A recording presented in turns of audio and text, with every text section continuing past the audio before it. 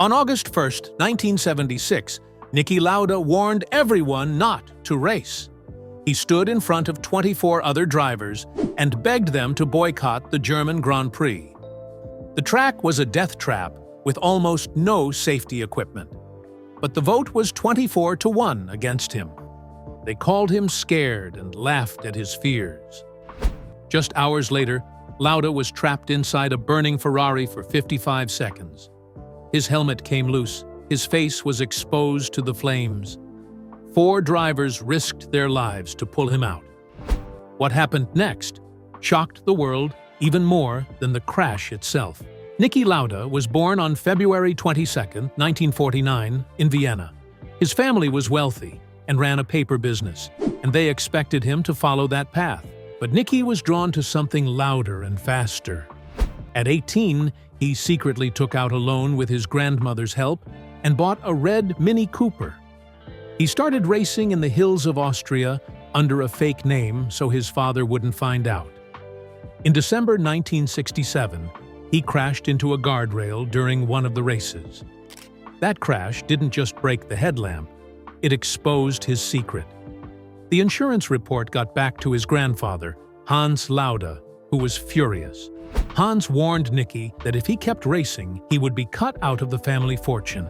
But Niki didn't stop. He said later that no balance sheet could ever replace the thrill of the stopwatch. By the time he finished school, he had already entered 18 races, won 2 of them, broken his nose, and created a deep divide with his family. That moment set the tone for everything he would become. When he was 19, Niki did something even riskier.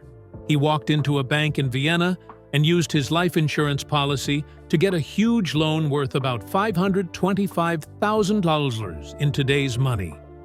He used it to buy a Formula V car and race full-time. He even forged his father's signature to get it. The family found out when his name appeared in the newspapers after finishing 3rd at Aspern on April 12, 1969. Just 1 week later, his grandfather completely cut him off from the family trust. Niki was on his own. He moved into a tiny basement apartment, survived on canned food, and made money by selling race photos on the streets of Vienna. The bank actually kept a file labeled Lauda, recoverable only if alive. Niki found that funny. He said it made him drive more carefully, at least until he could pay it off. His first real professional race came on August 31, 1968, at the Nürburgring Nordschleife, one of the most dangerous tracks in the world. He crashed badly. The car flipped, and he ended up upside down in a ditch. His nose was broken, but he refused to go to the hospital. He stuffed tissues in his nose, got on an overnight train, and told his parents he'd been skydiving. He quietly wrote down the crash speed, 140 km/h, inside his helmet. He wanted to beat it the next time. That crash didn't scare him away. It made him calculate danger like a formula.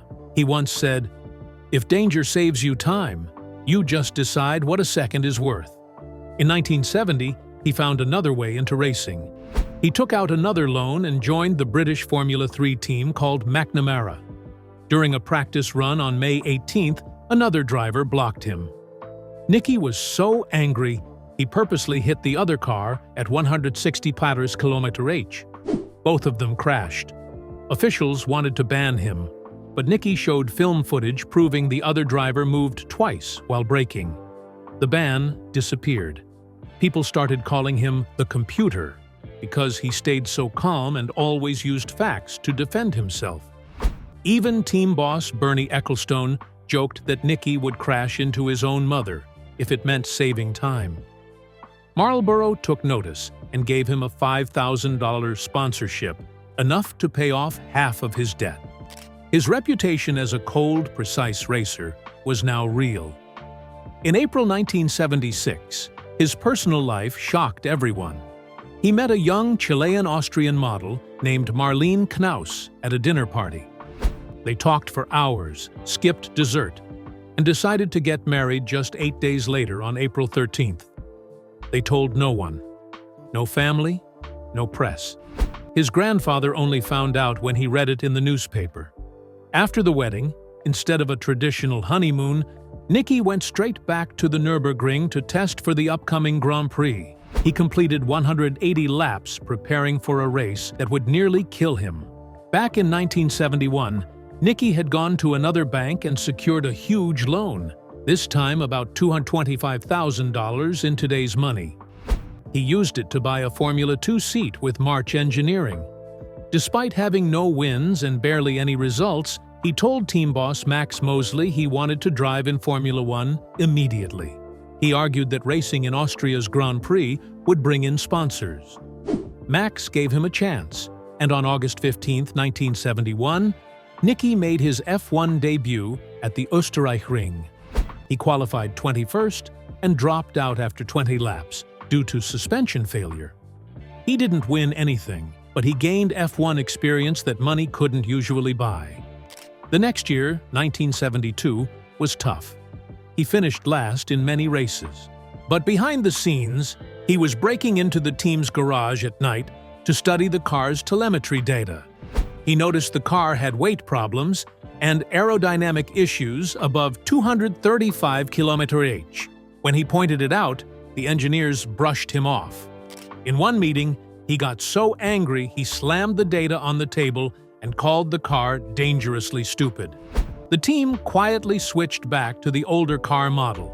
His calculations were correct, and his nickname, the Computer, became permanent.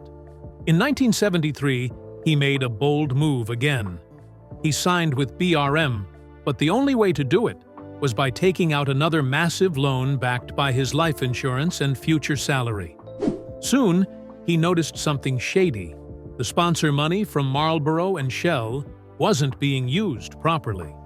Niki made copies of the invoices and confronted the team boss. He nearly lost his seat, but his teammate, Clay Regazzoni, leaked the story to the Italian press. This act of honesty caught the attention of Enzo Ferrari. On June 3, 1973, Niki took a big risk during the Monaco Grand Prix. He ignored team orders to go easy on his tires. He pushed hard from the start and clocked a lap faster than the pole sitter. But on lap 24, the rear tire exploded and he crashed. He stepped out smiling and said, "Now I know what the car can and cannot do." Ferrari's talent scout was watching and wrote down 2 words next to Niki's name: fearless and calculated. That note ended up on Enzo Ferrari's desk. In 1974, Niki joined Ferrari thanks to a recommendation from Regazzoni. He arrived with only 2 F1 points to his name, and many thought it was a strange choice. But Niki immediately got to work. He teamed up with designer Mauro Forghieri to rebuild the Ferrari car, shifting the cockpit forward and changing the radiator setup. He worked relentlessly at the Fiorano test track all through the winter. That year, Ferrari went from a winless 1973 to fighting at the front. On April 28, 1974, Niki won his very first Formula 1 race at the Spanish Grand Prix. It was raining at first, and he lost the lead early on. But during a dry pit stop, Ferrari executed it perfectly. He regained the lead and crossed the line first. His teammate Regazzoni finished second. No other car was even on the same lap. Niki added another win that year at Zandvoort and took 9 pole positions. His breakthrough season had begun. Even though the car had issues, like an overheating valve that made it lose power over time, Niki helped Ferrari push through. The engine was tricky and needed more fuel, but its design gave the car better balance. That year, Niki and Regazzoni won 3 races between them. Ferrari wasn't perfect, but they were back in the fight. The 1974 season also brought tension. Niki was faster in qualifying, beating Regazzoni 13 times. But in races, Clay often had better results and even outscored Niki. Regazzoni came second in the championship, just 3 points behind McLaren's Emerson Fittipaldi. Ferrari came second in the constructors' title. The fight between teammates was intense, and team boss Montezemolo tried to get Regazzoni to support Niki. but Clay wanted to win for himself. That loss in 1974 gave Ferrari the fire to come back even stronger. In May 1975, something changed for Ferrari. It had been 20 years since they last won at Monaco, and that long wait finally ended when Niki Lauda crossed the finish line in first place. The track was wet and dangerous. Crashes happened all around him, but Lauda stayed calm and in control.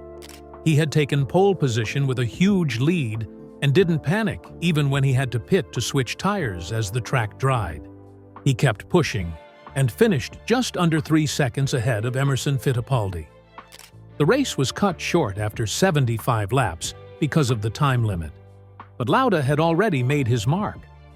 That win didn't just break a streak, it marked the beginning of Ferrari's return to the top, something they hadn't seen since 1964. Just a few weeks later in Sweden, Lauda was back. This time, the weekend started with a strange twist. Vittorio Brambilla, who hadn't had a pole in 5 years, somehow ended up first on the grid. Later, it came out that his team had used a trick with light to fool the timing sensors. But when the race began, Lauda's Ferrari was simply better. Brambilla led for a while, but had to retire because of tire issues. Lauda didn't let up. He took the lead and held it. That race wasn't just about the win. It showed that Ferrari's 312T was something special. That same car helped them win 3 Constructor Championships in a row from 1975 to 1977. Lauda's careful, smart driving style was the perfect match for a car that didn't fail when others did. Then came September 7, 1975, Monza, Italy. Lauda had a chance to win his first World Championship, and he did it, right there in front of Ferrari's most loyal fans. That day meant even more because it ended an 11-year drought for Ferrari in the Drivers' Championship. Lauda was just 26 years old. Not long ago, he was a driver who had to borrow money just to get a seat. Now, he was world champion. The Ferrari 312T, with its special gearbox design and better balance, had done its job. So had Lauda. That moment at Monza wasn't just a win, it was a celebration of hard work, finally paying off. 1 month later, on October 5th, Lauda raced again at Watkins Glen in the United States. Safety was becoming a major concern in the sport, and this race reminded everyone why. Even though the details about a fuel fire couldn't be confirmed, that entire year had been full of near misses and serious accidents. Lauda often talked about how dangerous it all felt, saying drivers were sometimes racing in what he called suicidal conditions. His way of thinking about risk set him apart. He calculated everything. And when things did go wrong, it wasn't because he wasn't careful. In 1976, Lauda started strong.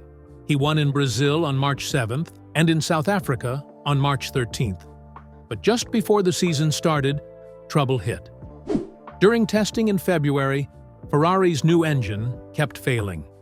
Lauda didn't hold back. He told the press it was unreliable junk.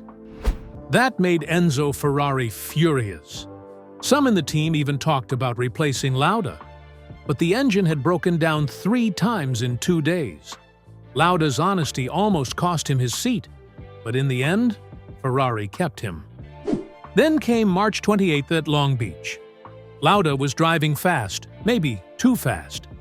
In the last part of the race, his tires started to fall apart. The vibrations were so bad he couldn't feel his hands. He couldn't even see the track clearly. Still, he didn't stop. The tire finally exploded on the cool-down lap. If he had driven just 2 more laps, it would have been a deadly crash. But somehow, he made it. He won that race by 42 seconds. It was bold and it was reckless, but it worked. Then came something darker. On July 26th, just days before the German Grand Prix, Lauda stood up in front of all the drivers and said they shouldn't race at the Nürburgring. He had prepared a report showing the track was a death trap. Only 8 fire marshals on a 14-mile circuit. No helicopters for the first 6 miles, almost no fire extinguishers. Medical posts too far apart. Lauda begged them to vote against racing. But the vote went 24-1. Only Lauda voted no. People laughed at him, called him scared, said he was losing his nerve. James Hunt mocked him. But Lauda was right, and it would soon become clear just how right he was. While all of this was happening, something heartbreaking happened that no one knew about. In February 1976, Lauda's wife Marlene had a miscarriage while they were vacationing in Austria. She lost their baby at 16 weeks. Lauda never told anyone at Ferrari. He kept it to himself and threw himself deeper into racing. He later said it made him feel dead inside. That loss became a kind of fuel for him. He started staying at the track until midnight, studying every tiny detail, trying to win more than ever before. But danger was always close. On July 15th, during testing at Ferrari's Fiorano track, Lauda crashed hard. He had warned the team that the new rear wing wasn't safe. He had even seen cracks in the metal, but they put it on the car anyway. On lap 47, the wing broke and he spun at 150 miles per hour. He hit his head and needed 8 stitches. Just 3 days later, he was racing again in the British Grand Prix. He qualified third and finished second, even though he was seeing double during practice. Ferrari called it a minor incident, but it could have been much worse. Then came the nightmare. On August 1st, 1976, at the Nürburgring, just as Lauda had warned, disaster struck. On lap 2, his Ferrari veered off at Bergwerk Corner and hit the embankment. The car burst into flames. Lauda was trapped inside the burning cockpit for 55 seconds. His helmet had come loose. His face was exposed. Toxic smoke burned his lungs.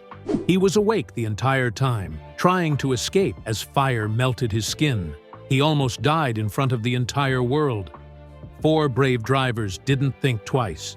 Arturo Merzario, Brett Lunger, Guy Edwards, and Harold Ertl stopped their own cars and rushed into the fire. Merzario tried 3 times to undo Lauda's seatbelt. Lunger grabbed his shoulders. Merzario burned his own hands, pulling Lauda out. Track marshals just stood there. Without those drivers, Lauda would have died. When they finally got him out, his suit was melted to his body. He was screaming in pain. What people saw after that was haunting. His face looked like raw meat. One side was completely gone, his ear, his eyelids, even his scalp. And yet, he could still whisper.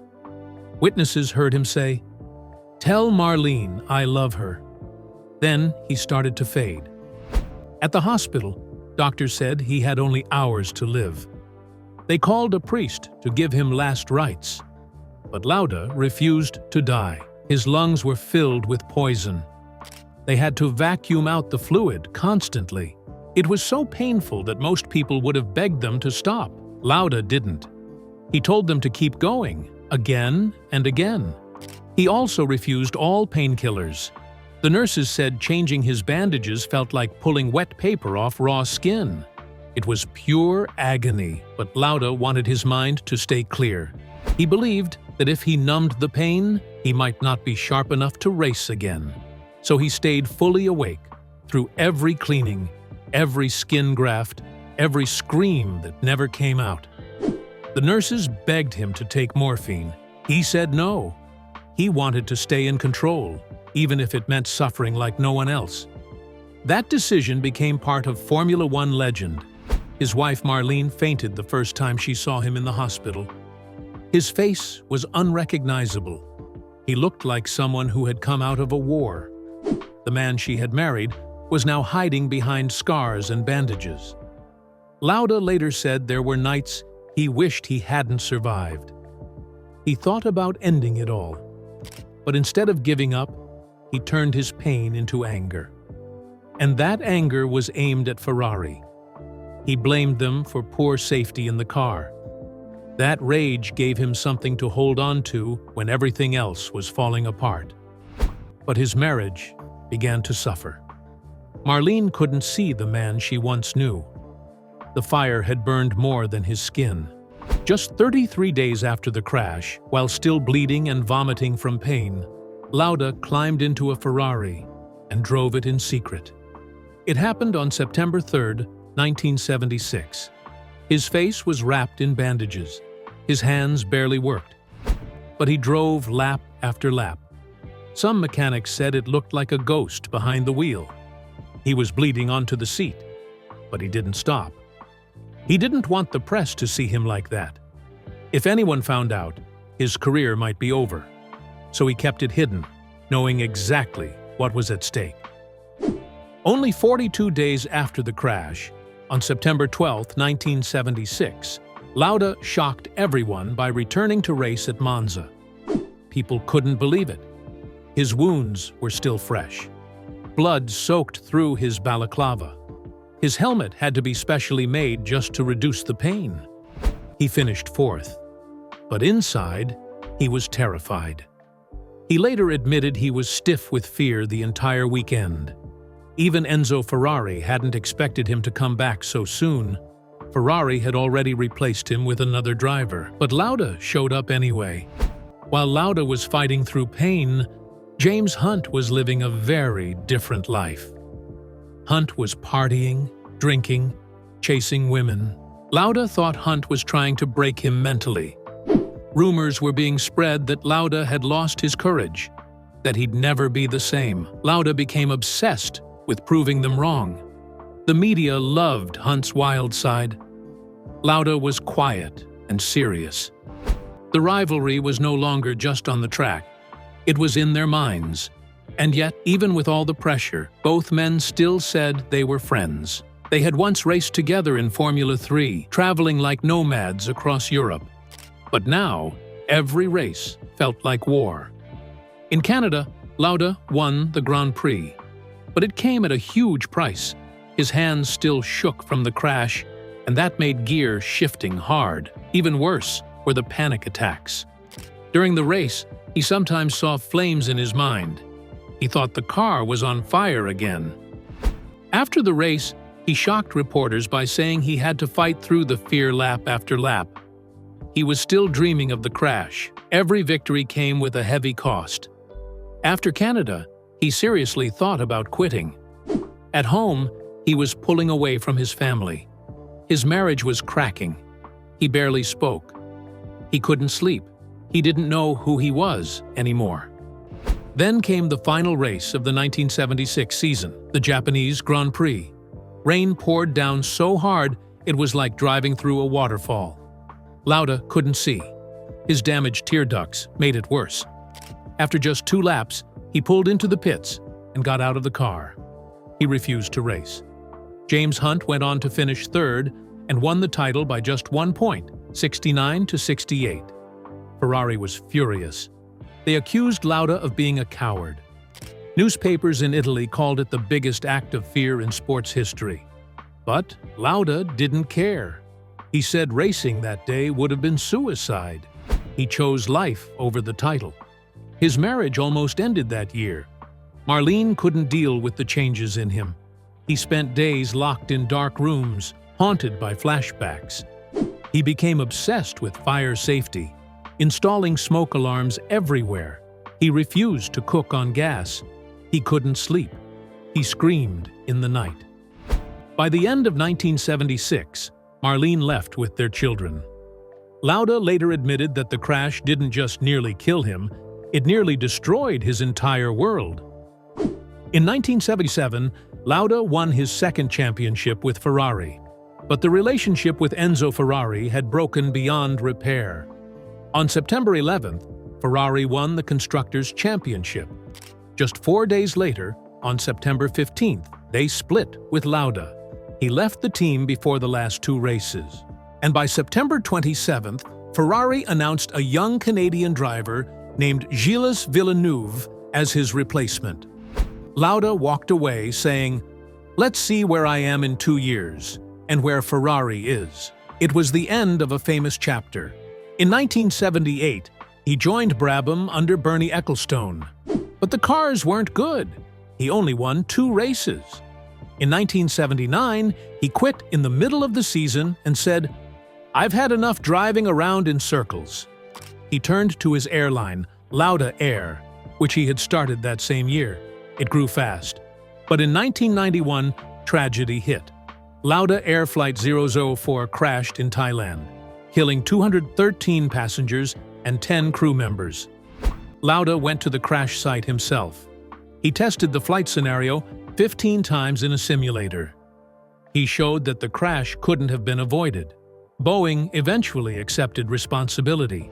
Lauda stood by his pilots and his airline, proving again that he never backed down from a fight. In 1982, after 3 years away from racing, Lauda came back. McLaren offered him $3 million a year, the biggest salary in F1 at the time. At the South African Grand Prix, he led a driver's strike over unfair contract rules. Then he won the Long Beach Grand Prix in just his 3rd race. That victory proved he still had it. He demanded another $1 million from McLaren, saying he had only been paid for promotional work.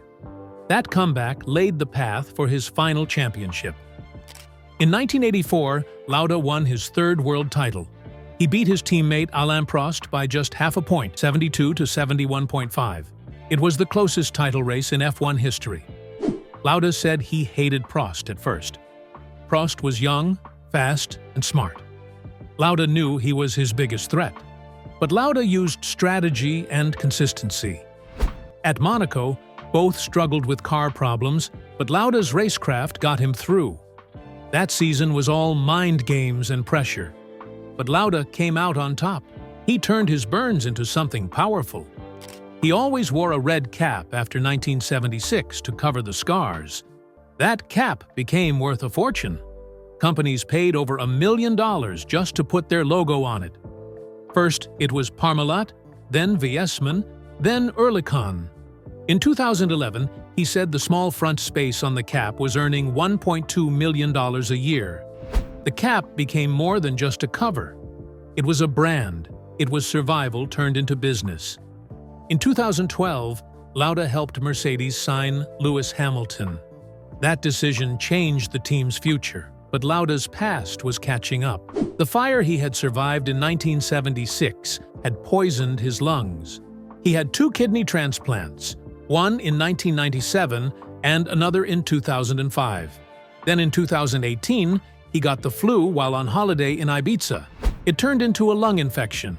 On August 2, 2018, doctors gave him a double lung transplant. They said without it, he had only days left to live. He later said the surgery was worse than the crash. He had to be isolated for months. He was on dialysis. The anti-rejection medicine weakened him more. He was in and out of hospitals throughout 2019. On May 20, 2019, Niki Lauda passed away at 70. His kidneys failed, unable to handle the treatment after the lung transplant. His doctor said there wasn't a single cause. It was the end of a long fight.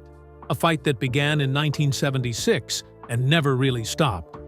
Some say his last words were a joke about cheating death again. But this time, the crash had finally caught up with him. It had taken 43 years, and with that, Formula One lost one of its toughest warriors.